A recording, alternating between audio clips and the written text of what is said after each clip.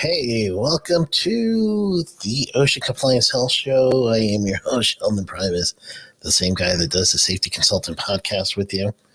So this time, I am going to work with you on this compliance letter it's actually not a compliant, well, it is, it's a directive, but it is truly the National Emphasis Program for COVID-19. I started telling you guys about it when it first came out, which was March 12th.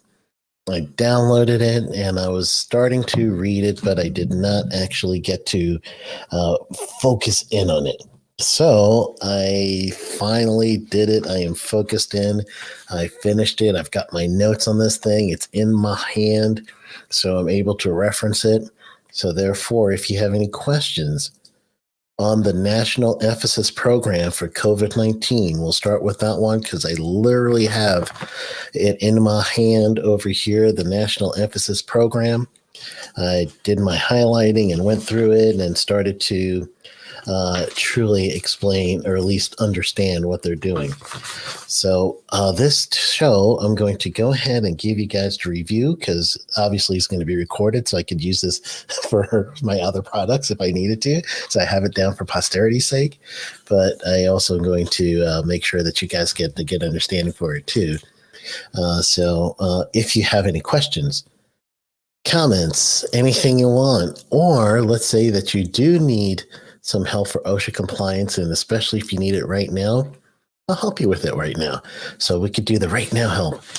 Facebook, you got me over on any of the Facebook channels that's listening to me. Instagram. Actually, it's not on Instagram. It's on Twitch. And we're on 2 YouTube channels right now, safetyconsultant.us and OSHA Compliance Help channels on YouTube. And then we're also streaming live on my LinkedIn. So on my LinkedIn page, welcome everyone. And let's do this thing. So now I'm looking at the compliance directive for COVID-19. If you have any questions, prepare it. But this is it. Look at that. National Emphasis Program, Coronavirus, COVID-19. I've got it in my hand, so that means we are going to be able to answer your questions. So again, if you have a question, I will do it. So until the questions, let's go ahead and read this thing. I was struck by several things on here, and I got to be honest, and I mentioned it. If you have not listened to the Jay Allen Show this week, I am the guest on the Jay Allen Show, and we talk about OSHA compliance. And Jay asked me a question about basically where do you think OSHA is going, like the future of OSHA, like one presentation I used to do.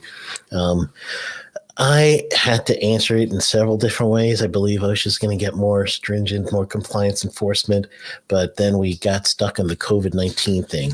So I told him I finished reading it, and I'm going to say I still have some trepidation. So let's go for it. The directive itself, it's telling you that this National Emphasis Program, and this is the purpose.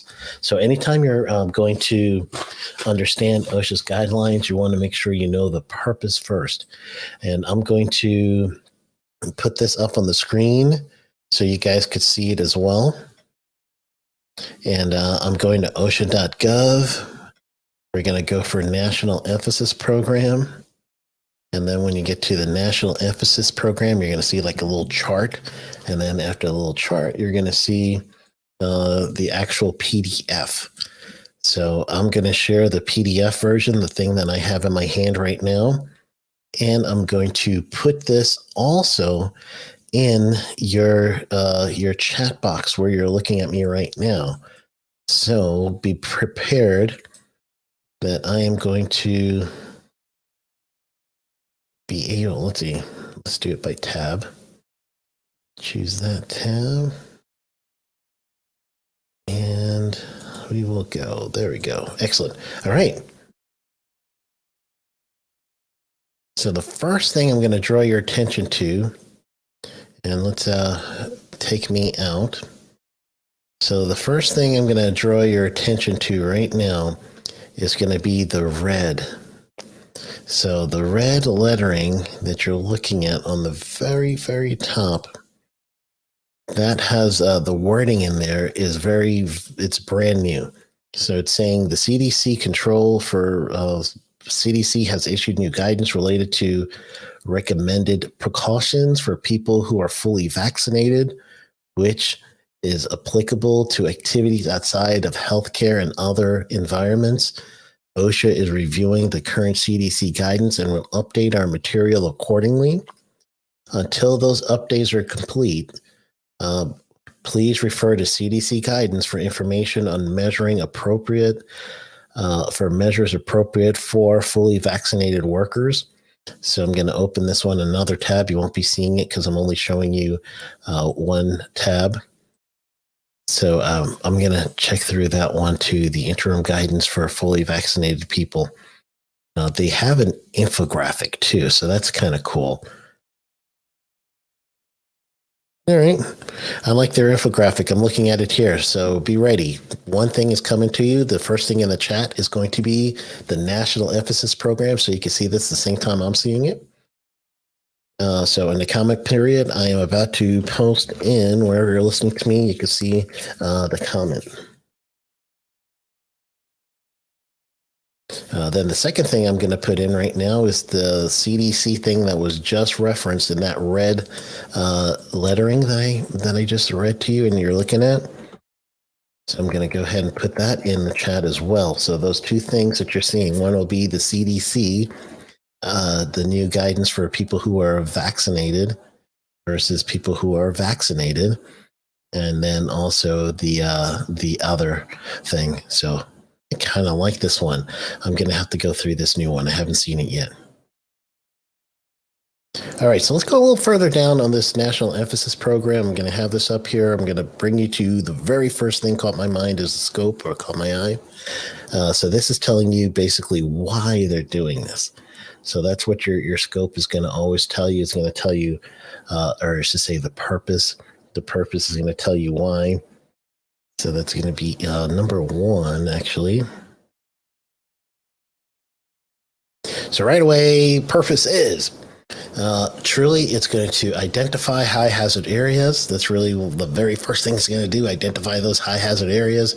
And it's for severe acute respiratory syndrome coronavirus 2.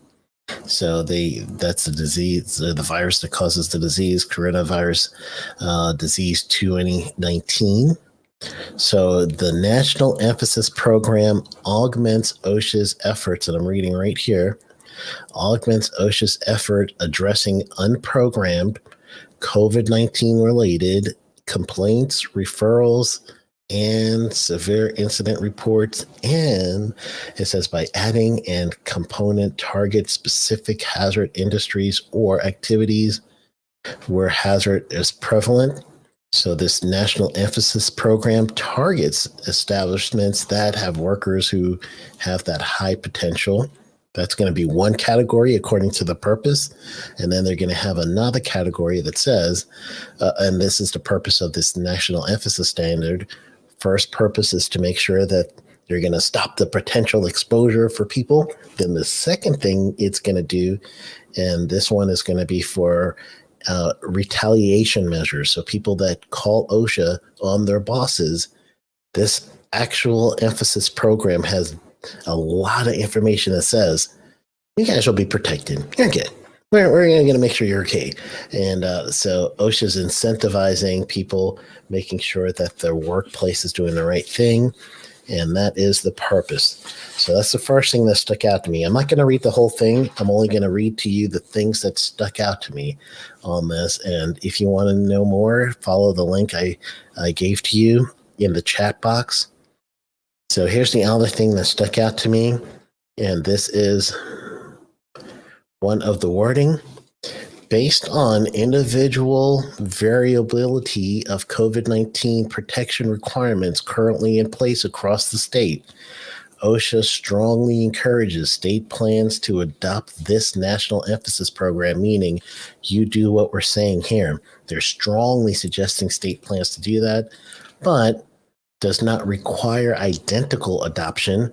So that means a state plan, Tennessee's a state plan, North Carolina, South Carolina, some of those state plans, Cal OSHA.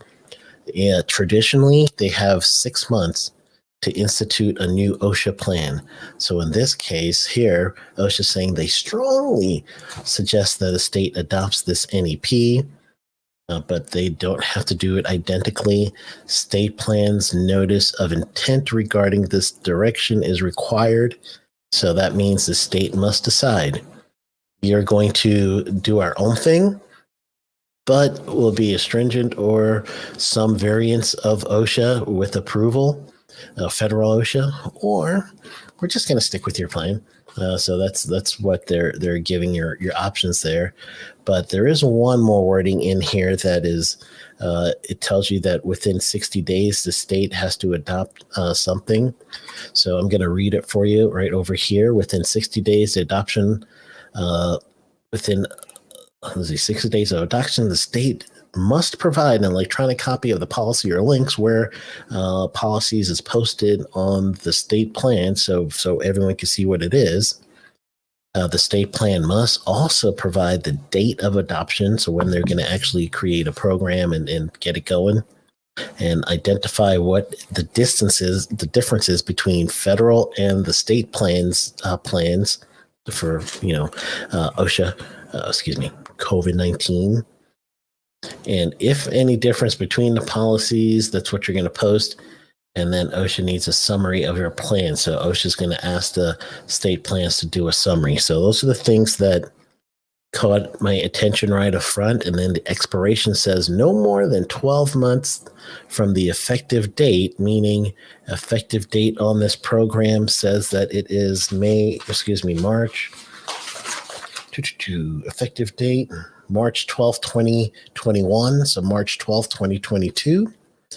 Then this one could be canceled or extended. So that is going to be the things that you could do with this standard over here.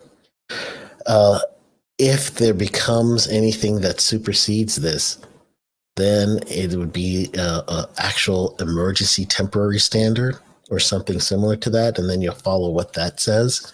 But truly, I was just trying to make sure that they're setting the groundwork. So that's one of the first things that caught my eye. Next thing goes down a little bit further, and we get the definition of close contact. So how close you are to your workers. You may have workers that you feel you're, I'm further away from these people. I don't have to worry about it. I'm not close contact. So to OSHA, when you say that, there's actually a definition for it. So I'm going to show you guys the definition for what they're calling close contact. This one is coming from the CDC. So I'll zoom in a little bit more for you guys so you can see it. So close contact, that's what we're going to be looking at over here. Get a little bit larger, just in case. I'll try it this way. If it gets ridiculous where you can't see, then I'll back off on it. But looks like you can probably read it a little bit better now. All right, so this is close contact. This is going to be a component of regulation. Workers' occupational exposure to SARS-CoV-2 during the pandemic may vary from community to community. So that's a good acknowledgement right there, that there are some varying communities in the rate of infection, depending on local conditions or outbreaks. So that's the variable there. Exposures may depend on a variety of factors, including the physical environment of the workplace. So that's one factor. The type of work activity, that's the second factor. Third, health status of the worker. Okay. Fourth is the ability of the worker to wear face coverings and abide by current CDC guidelines. And then 5, and the need for close contact, and that in parentheses is 6 feet for a total of 15 minutes. All right, close contact. Or more than 24 hours in a period, meaning a period where you're going to be with this individual. So if you're with this individual in a shift, And then the next shift, you're going to come back, which is going to be basically a 16-hour rest. Then you come back on shift. So therefore, you're going to have within a 24-hour period, you're going to have 2 times where you're going to be actually exposed to this individual. That now will be your time frame, if you will, for close contact. And the other condition here is, so now you have the spatial condition. Here's the hazard condition. And those who may be infected with and able to spread SARS-CoV-2 without knowing it, aka asymptomatic. So OSHA is saying close contact equals if I am truly within the 6-foot mark of someone for 15 minutes or within more than a 24-hour period of time, 15 minutes or more within a 24-hour period of time, then I am now in close contact, and this person could be symptomatic or asymptomatic. Doesn't matter. Close contact. And this is where the regulation hinges, this very statement. So if you are going to truly focus in on one thing, that definition is the one to do, because they'll keep referring right back to it. They'll just keep going right back to it. So I would go ahead and look for that. The other thing that caught my attention, and I'll mention it here, and you'll see it a little further down when I show the screen a little bit higher, but they do have here wording about the goal to be accomplished for this targeted program. When you see OSHA say wordings on goals, to them what that means is it's a program evaluation tool, just to prove that they are actually doing what the program is, the money, I should say, that's coming from the management of budget or anything. They're going to prove that they're doing the right thing with the money. And only for them to do that, and the money is, of course, our taxpayer dollars. So the only way for them to do that is to have specific measurable goals. So here is what they're going to see for goals. So I'm going to scroll down a little bit here just so I can show you. It's the same page, but it's just the bottom of this page. The goals are found in number 11. I'm just going to highlight this goal for you. And again, like I told you, it's going to be measurable goals, right? So it's going to be strategic, measurable goals. I'm going to highlight that. Let's scroll up this way. You guys can see it. All right, so here's the goals. I got it nice and highlighted for you. I don't know if you'll be able to read it or not. Put it in the chat if the highlight helps or if it hurts. Just let me know in the chat, and then I'll choose not to do it or to do it by your input. So here it is. The goal of the National Emphasis Program is significantly reduce or eliminate exposure to the SARS-CoV-2 by targeting industries and work sites where employees may have high frequency of close contact. There you go, the wording and the phrasing again. Exposure, and so that's one of the targets and the goals, and therefore controlling the health hazard associated with such exposures. This goal will be accomplished by combination of inspection, targeting, meaning targeting these industries, outreach to employers. So now this is called more of the compliance assistance side. That's a specific compliance assistance, but then they add compliance assistance in general also in there. So that could come from training, that could come from making sure that there's some hotline they could call or posters or something like that. So that's how they're going to accomplish this goal. But over here, we have each region. The goal for this national emphasis program is to continue performing a high percentage of COVID-19 inspections, at least 5% of the region's total assigned inspection goal, which is approximately 1,600 inspections OSHA-wide, state and also federal. So now they're looking to have at least 5% of that particular region to have an inspection goal.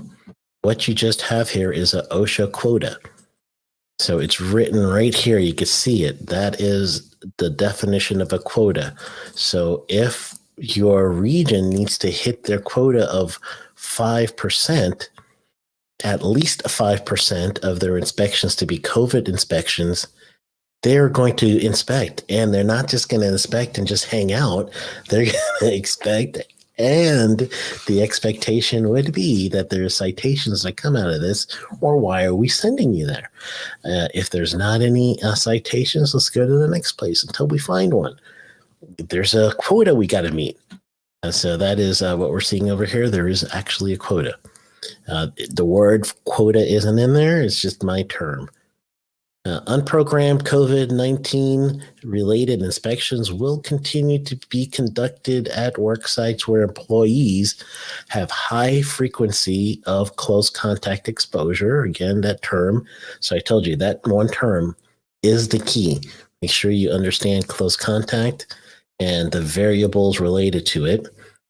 OSHA anticipates that majority of inspections will continue to occur in general industry. All right, so now we're starting to narrow down where this 5% is going to come from. General industry, particularly in healthcare, based on current OSHA enforcement data showing higher COVID-19 related complaints, referrals, and severe incident reports at healthcare work sites, aka OSHA is saying in this situation that healthcare might be one of the primary places that they're going to go ahead and inspect. So that's really what we're seeing here. All right. So not a bad deal. So again, if you have any questions or any comments, anything that you may want me to go over, let me know, because I am I'm checking back and forth. I've got a couple other things that were hitting my attention, so I am going to make sure I mention it to you guys while I got you here. The quota thing kind of messed with me, right? Underneath there's also a little wording about to ensure abatement and monitoring of effectiveness for OSHA's enforcement and guidance effort. That's also the reason they're going to do this. I'm looking for some justification of why they're doing that, but we'll see where that goes. The establishment, one of the things they do have in here is smaller establishment, 10 or fewer are exempt. So that's good. There is an exception. However, they did classify two major lists. One is going to be a list of Appendix A list, and one will be an Appendix B list. The Appendix A comes from a master list of industries that have high frequency of close contact. And then the other one, the additional list that's coming is going to be list 2, which is from your 300 log. So meaning if you have very high injury rates, then that is going to be a reason OSHA is going to show up. So those are the two lists. One is a list for Appendix A on data that says high close contact. That phrase, right? Close contact with people. And then the other list, Appendix B, is those who have high 300 log form numbers. So this will be for calendar year 2020. They're going to look at your 300A forms, calendar year 2020. That now will generate a list that says these companies have elevated rates of illness. That's what the wording says, elevated rates of illness.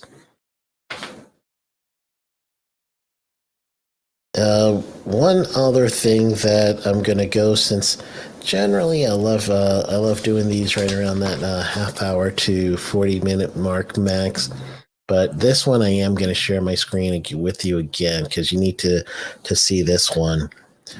This one is the inspection schedule, and the inspection schedule is pretty specific. So this one, I really went through it, and I was like, "Whoa!" They have a lot of nuances to this, including they give provision for remote inspections, meaning they would do maybe a drone or some sort of camera that you could go through. All right, I can't find exactly where this is, but there was one about the high hazard industries and truly how you're going to find them and everything else. There's really good work writing. I might end up having to do two of these because truly it's a very, very, very big document. One good thing, though, that I see here is the whistleblower protection. They really get deep into making sure that workers will be protected if they complain about an unsafe condition.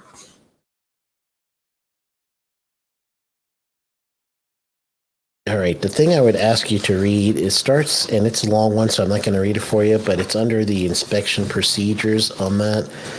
They tell you exactly how an inspection will go. So that's one of the things. So I'm actually not going to show it to you because it's going to take a little too long to find it, but it's right here. It's on this page. So you can see all my notes and my like scribbles, and I'm doing highlights and I'm circling things, and it looks kind of like the ravings of the madman over here with the writing in the sides.